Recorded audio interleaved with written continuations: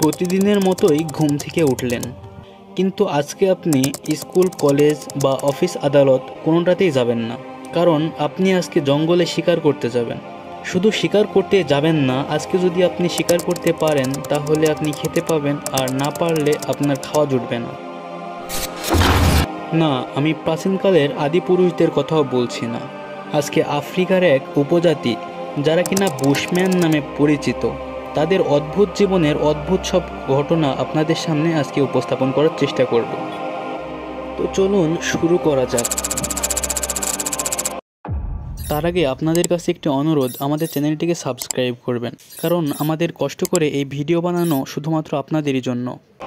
বুশম্যানরা সাধারণত দক্ষিণ আফ্রিকার নামিবিয়া নামক অঞ্চলে বেশিরভাগ বসবাস করে, তবে লেসোথো, মোজাম্বিক ও অ্যাঙ্গোলার বিস্তীর্ণ এলাকা জুড়ে এদের বসবাস আপনি দেখতে পাবেন।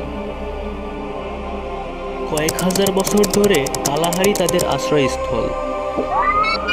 বুশম্যান পরিবারে মহিলারা সর্বোচ্চ সম্মানের অধিকারী বা মর্যাদাবান হয়ে থাকে, এমনকি সেখানকার পরিবারের প্রধানও মহিলারাই হয়।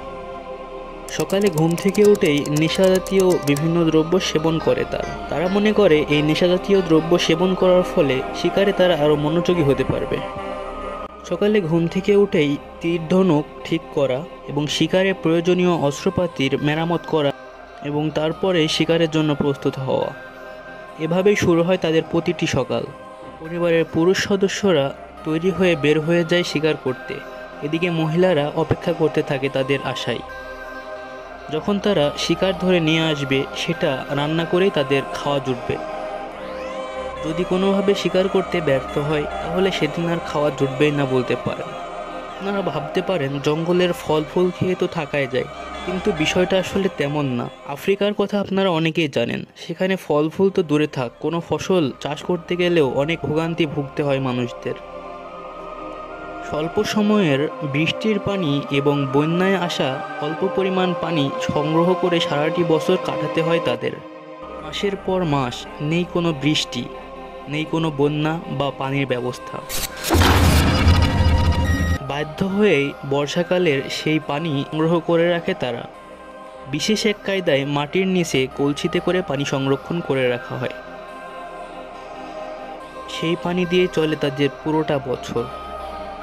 কালো চামড়ার এই মানুষগুলো প্রতিনিয়তই যুদ্ধ করে যাচ্ছে তাদের জীবনের সাথে।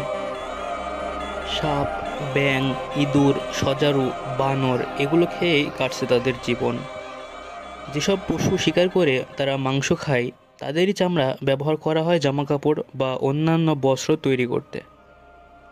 কি অদ্ভুত জীবন, তাই না? আপনার আমার মতো ধনী হওয়ার বা এত বিলাসবহুল জীবনযাপন করার ইচ্ছা তাদের নেই।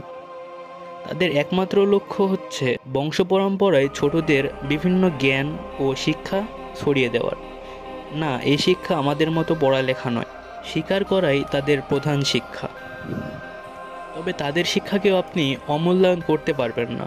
গোবরে পোকা থেকে বিশেষ কায়দায় বিষ সংগ্রহ করা এবং সেই বিষ তীরের মাথায় লাগিয়ে শিকারে প্রস্তুত হওয়া, এগুলো কিন্তু যেমন তেমন কাজ নয়। একবার শুধু নিজেকে ওদের কাছে কল্পনা করে দেখুন, জীবনটা কতটা কঠিন হতেও পারে।